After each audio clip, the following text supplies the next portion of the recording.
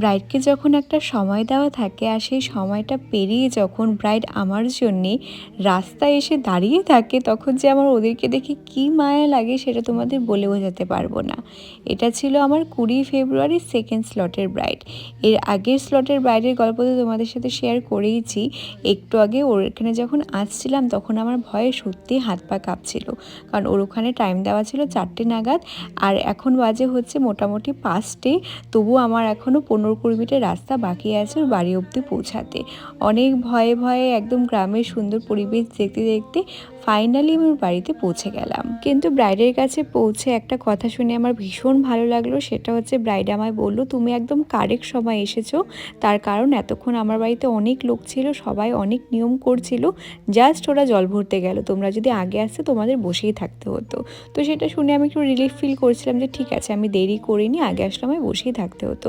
যাই হোক, কথা না বাড়িয়ে আমি ঝটাপট মেকআপটা স্টার্ট করে দিলাম। আজকে ওর বুকিং ছিল হচ্ছে এইচডি মেকআপের, কিন্তু এতদিন ধরে আমার ভিডিও দেখতে দেখতে সে আলট্রা এইচডি মেকআপ দেখতে দেখতে ওর মনে হয়েছে যে এইচডির তুলনায় আলট্রা এইচডিটা হয়তো একটু বেশি বেটার। তাই মেকআপ করার শুরুতে আমি বলে দিল যে আমি তো এইচডি মেকআপের বুকিং করেছিলাম, কিন্তু তুমি আমায় আলট্রা এইচডিটা করে দাও, আমি জানি এইচডির তুলনায় আলট্রা এইচডিটা বেশি ভালো। তো সেভাবে আজকের মেকআপটা আমি করছি।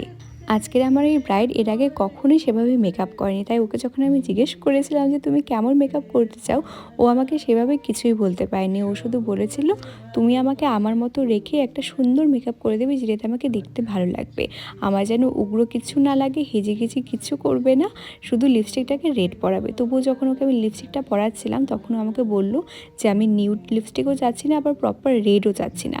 তারপরে ওকে আমি এই লিপস্টিকটা পরিয়ে দিই, আর এই লিপস্টিকটা ওকে খুব সুন্দর মানিয়েছিল। আমি মাঝে কলকাটাও করে নিয়েছি। কলকা করে একবারে দিদিকে মিরর দিলাম যে মেকআপটা তুমি দেখে নাও ঠিক আছে কিনা। দিদি বলে দিল ঠিক আছে। যদিও ওকে দিদি বলা ভুল হবে, তার কারণ আমরা দুজনে সমবয়সী। আর আরেকটা জিনিস, আজকের আমার ব্রাইডের নামও কিন্তু প্রীতি। আমি এত বছর ধরে কাজ করছি, প্রথম কোনো ক্লায়েন্টকে আমি আমার নামে পেলাম।